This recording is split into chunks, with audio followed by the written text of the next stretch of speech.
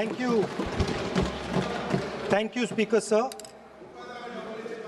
for letting me speak on this really important matter.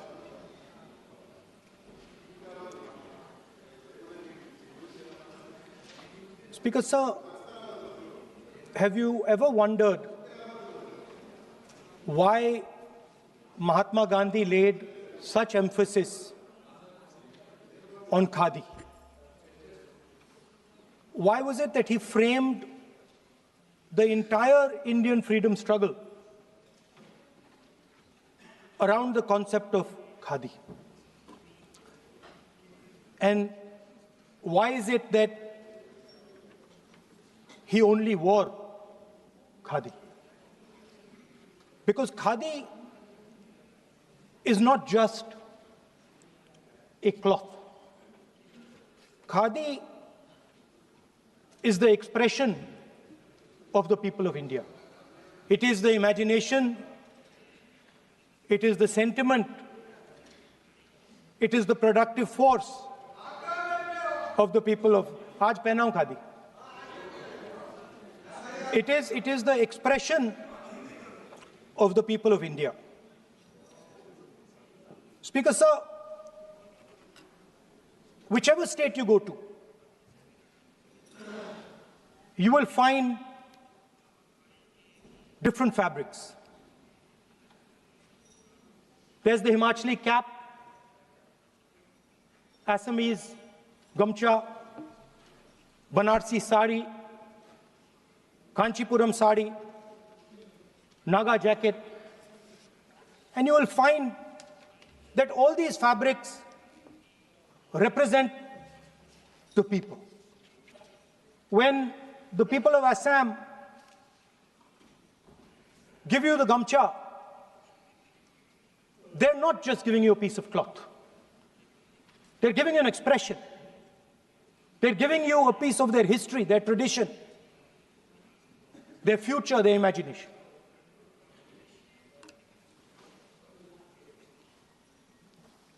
It's the same when the Nagas wear their jacket. When they come and see us, they make us wear the jacket because they want us to be embraced by the fabric. But Speaker, sir, these fabrics are beautiful. But if you look slightly deeper and you look closely at the fabric, you will find that each one of them has thousands of little threads embracing each other.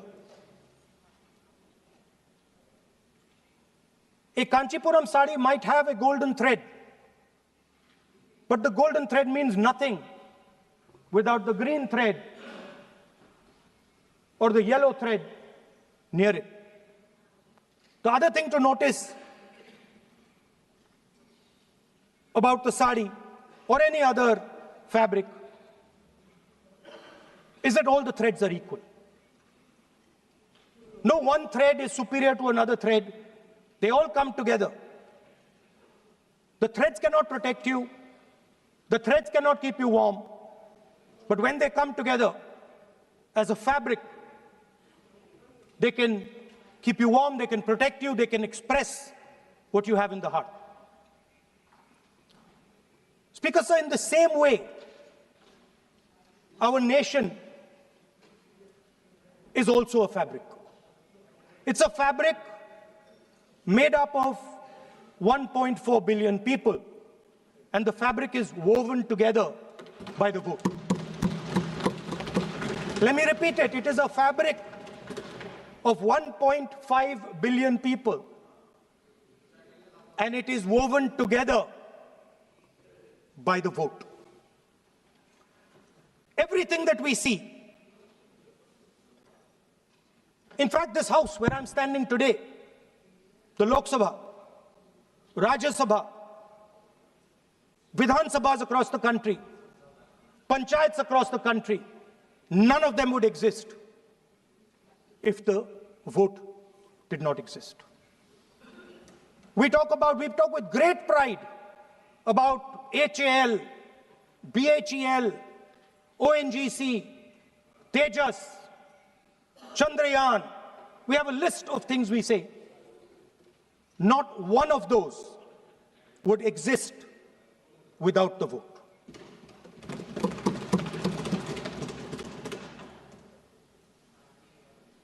Speaker, sir, it is the idea that every thread, every person in the Union of India is equal that disturbs my friends in the RSS. They are happy to see the fabric, but they cannot stand the idea that every single person in the fabric of our country, regardless of what religion they come from, regardless of what community they come from, regardless of what language they speak, should be equal. Because they fundamentally do not believe in equality. They believe in a hierarchy, and they believe that they should be on top of that hierarchy.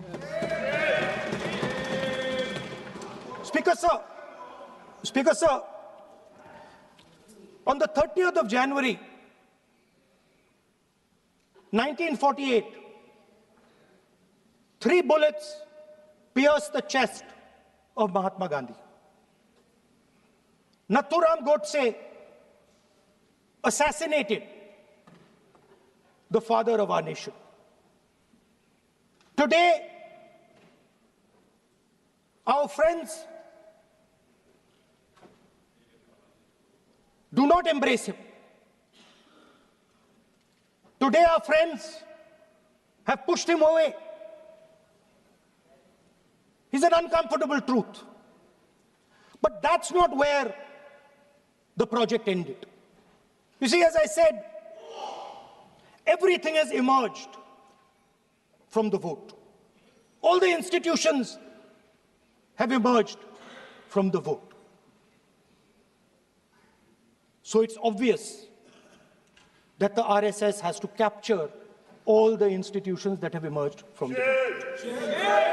So the project, after Gandhiji's assassination, the next step of the project was the wholesale capture of India's institutional framework.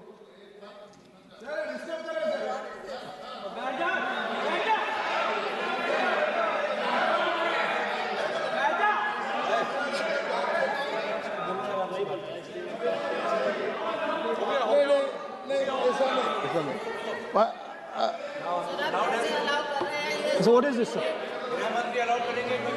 Sir, अभी नहीं पहना हुआ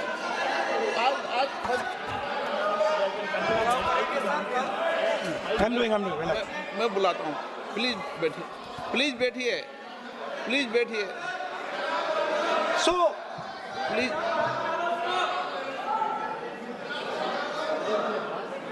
sir, आप बोले पर हाथ मत जोड़े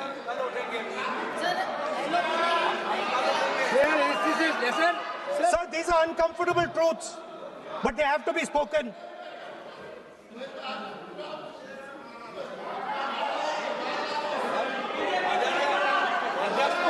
कितना खादी पैसे थे थोड़ा बता दे So these are uncomfortable truths, but they have to be spoken. My friends don't like the connections I'm making. They're disturbed by them. It's obvious. Speaker, sir, so after the father of the nation was assassinated, his vision of an equal India, of an India where institutions belong to the people, had to be destroyed. And so the process started, and the RSS attempted to capture one institution after the other. And I will give some examples so that it is crystal clear that this is the case. Everybody knows how vice chancellors are placed on top of Indian universities today. Every single person knows this. You go to any university, you speak to any youngster in India, he will tell you that it does not matter whether the professor has qualifications. It does not matter whether the professor has a scientific temperament. The only thing that matters is the professor belongs. माननीय सदस्य, एक minute, माननीय सदस्य, चुनाव सुधारों पर चर्चा हो रही है। सर, ये मैं उसी पे कर रहा हूँ। आप किसी भी संगठन का नाम जो इस हाउस में उसका नाम ले लें। एलओपी है तो इसका मतलब ये नहीं है। एलओपी का मतलब नहीं, आप जनरल बात बोलो। आप राष्ट्रपति भाषण में बोलिए जनरल बात। सर, हम लोग सुनना चाहते हैं। सर, स्पीकर सर, हम लोग सुनेंगे शांति से। हम लोग शांति से सुनना चाहते हैं। और ये आप लोग सुनिए ना, क्या कहना चाहते हैं? धमकी देंगे आप? हम लोग सुनने के लिए बैठा है। अभी तक नेता प्रतिपक्ष एक शब्द चुनाव सुधार पे अभी तक आया ही नहीं है। संसदीय कार्य मंत्री बोल रहे हैं। मैं स्पीकर का परमिशन से ही बोल रहा हूँ। हम सुनने के लिए बैठे हैं। अरे हम सुनने के लिए बैठे हैं। नेता प्रतिपक्ष चुनाव सुधार के लिए जो सुझाव देंगे, सुनने के लिए तो हम बैठे हैं। लेकिन चुनाव सुधार को नहीं बोलते हुए कहा जो इस सदन से कोई वास्ता नहीं, जो संगठन उसका कहानी किसी और का बोलना, ये कोई उचित नहीं है। समय बहुमूल्य है, समय का मर्यादा भी है। सबका सब यहाँ सुनने के लिए बैठे हैं और ये समय बहुत कीमती है। इसलिए हर एक पल अच्छा शब्दों का कोई अच्छा ज्ञान दे, सुझाव दे, सुनने के लिए हम लोग बैठे हैं। मेरा एक सीमित अनुरोध है नेता प्रतिपक्ष से, आप विषय पर ही रहिए। हम लोग सब बैठे हैं, गृह मंत्री जी भी सुनने के लिए बैठे हैं, लेकिन आप विषय पर नहीं बोलेंगे तो जो विषय तय किया गया है उसे क्या मतलब है? अगर चुनाव सुधार पर ही नहीं बोलेंगे तो फिर इतना समय सबका क्यों बर्बाद करना चाहते हैं नेता प्रतिपक्ष? Should I leave? Then you speak. Should I leave? You speak then. You speak. What is that? You are parliamentary affairs minister. You are a parliamentary affairs minister. You are disturbing the lobby. How can it be? You are a parliamentary affairs minister. You are disturbing the subject में नहीं आपका lobby. आपका lobby subject में नहीं है. ये विषय कर रहे हैं. The discussion. One second. The discussion is about the vote and electoral. The discussion is about the vote. एक मिनट सर, मुझे बोलने दीजिए।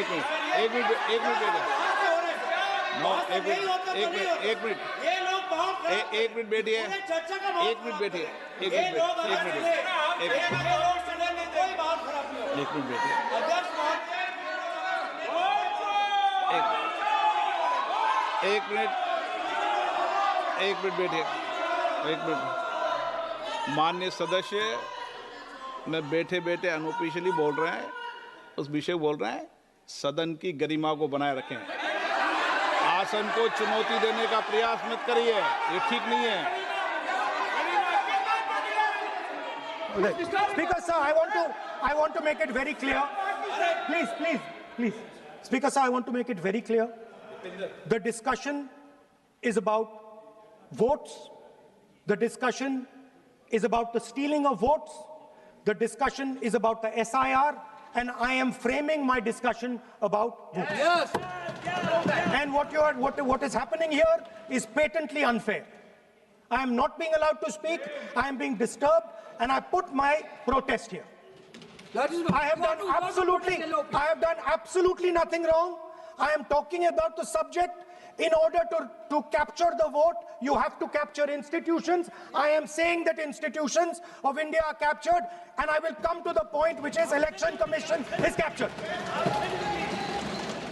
So, the project of the RSS was to capture the institutional framework of the country, and I said how the education system has been captured. Vice Chancellor after Vice Chancellor after Vice Chancellor is placed not on merit, not on capability, not on scientific temper, but on the fact that he belongs to a particular organization. Second capture, which helps in destroying democracy, the capture of the intelligence agencies. We have the Home Minister sitting here, the capture of the CBI, of the ED, of the Income Tax Department. And the systematic placement of bureaucrats who favor their ideology and attack the opposition and anybody who chooses to oppose the RSS. That is the second institutional capture. And the third there are many more. I can go on. And the third institutional capture.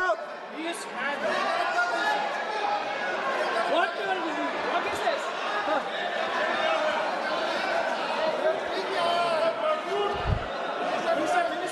मानिए please मानिए. It has become Senate.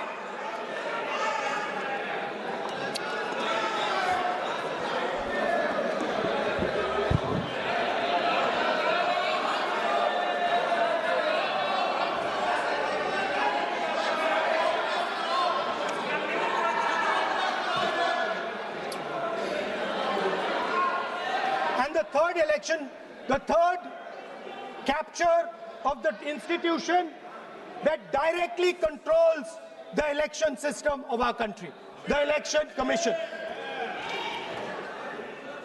Now, I'm not saying this without proof.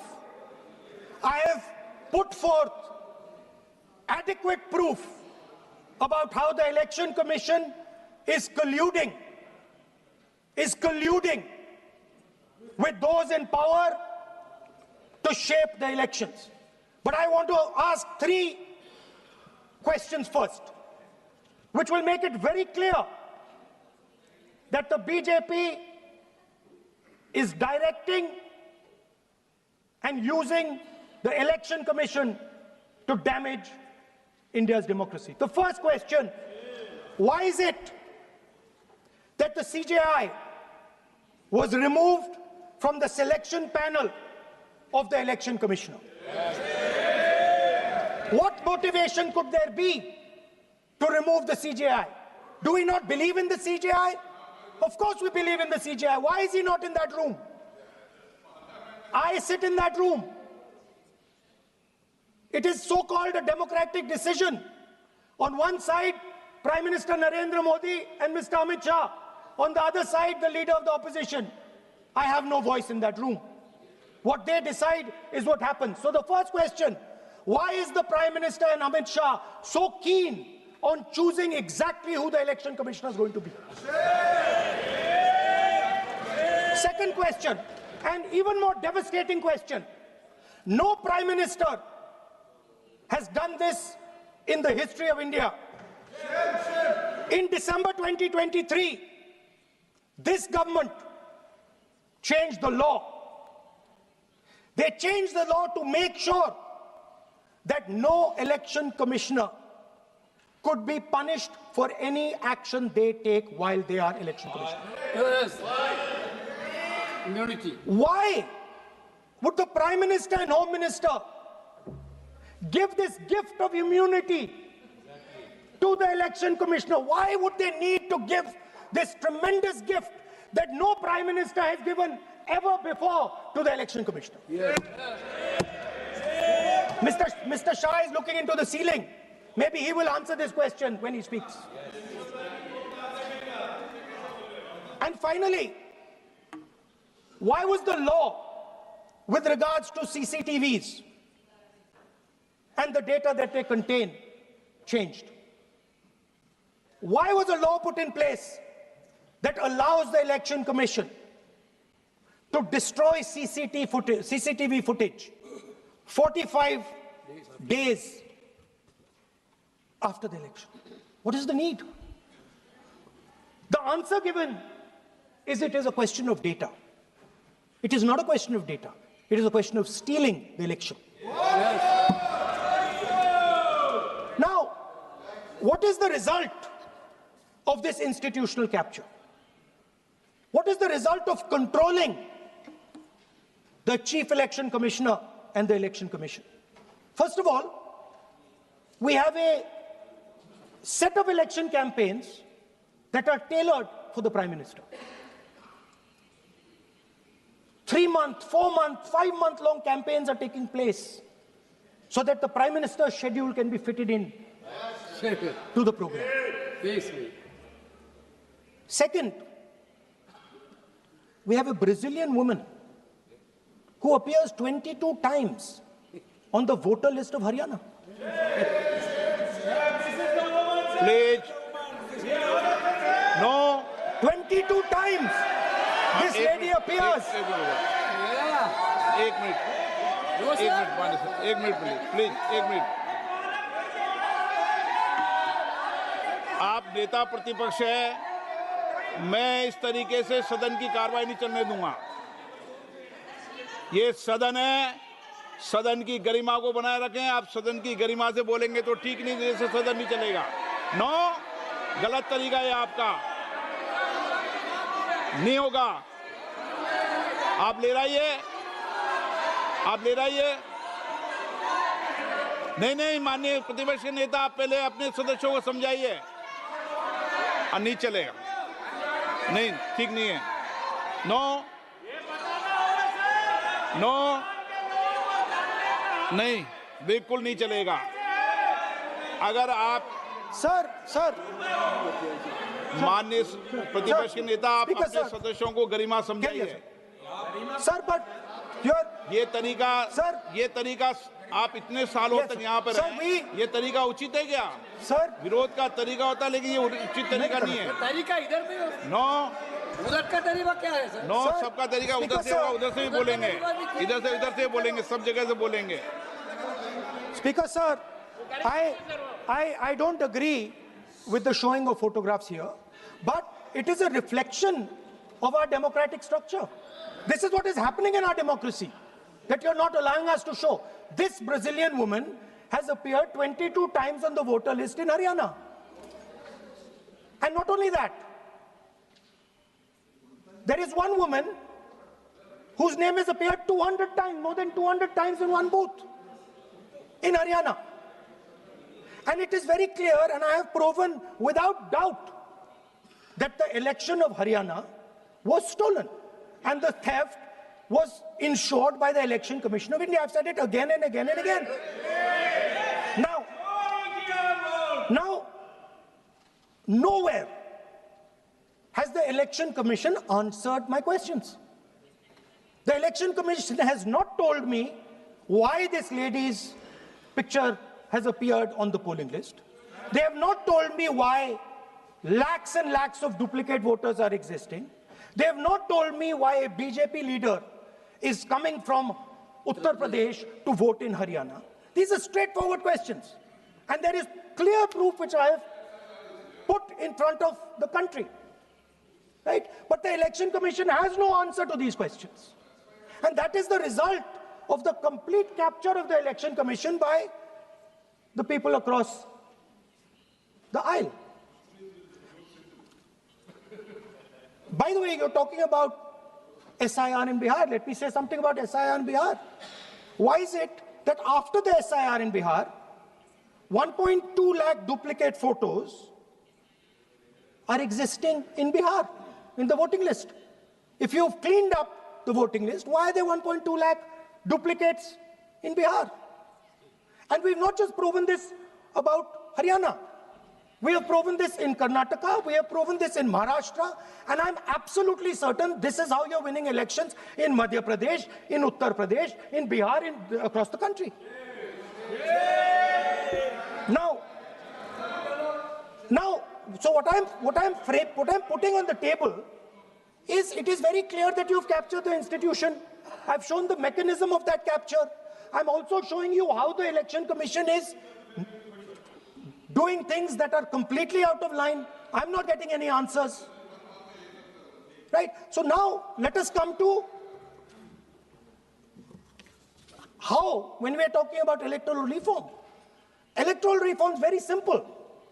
The point is, nobody wants to do it. The government doesn't want to do it. What does electoral reform require? What we've been saying. Number one, give machine-readable voter lists to all political parties 1 month before the election. That's the first step. The second step, is take back the law that allows the destruction of CCTV footage. Very simple, not difficult. While you're doing that, also tell us what is the architecture of the EVM. Give us access to the EVM. Let our experts go and see what is inside the EVM. Till today, we have not had access to the EVM. We are not shown the architecture of the EVM. We're not physically allowed to go and see an EVM. Give us the architecture. Give us access to the EVM. And finally, please change the law that allows the election commissioner to get away with whatever he wants to do. That's all the electoral reforms you need. And I want to assure the election commissioner that they might be under the impression that this law lets them get away with it. Let me remind them, don't worry, we are going to change the law, and we are going to change it retroactively, and we are going to come and find you. Right? So this is the situation that the country is faced with. You know, everybody says to us, India is the biggest democracy. Actually, I was thinking today, we're not just the biggest democracy, we're the greatest democracy. And I'm not saying it just like that. I'm saying it, America calls itself the oldest democracy. But the democracy that weaves together the largest number of people, the largest diversity of people, the largest number of languages, the largest number of states is this country. And so our most powerful asset, the thing that stitches together the entire concept of modern India, stitches together the fabric of modern India, brings people together, allows them to build this great nation, is being attacked by these people. They're destroying it. You know they're destroying it. I know they're destroying it, and they know they're destroying it. And I'd like to conclude by saying that the biggest anti-national act you can do is vote chori. There is no bigger anti-national act that you can do than vote chori. Because when you destroy the vote, you destroy the fabric of this country. You destroy modern India, you destroy the idea of India. So I'd like to conclude by saying vote chori is an anti-national act, and those across the aisle are doing an anti-national act. Thank you.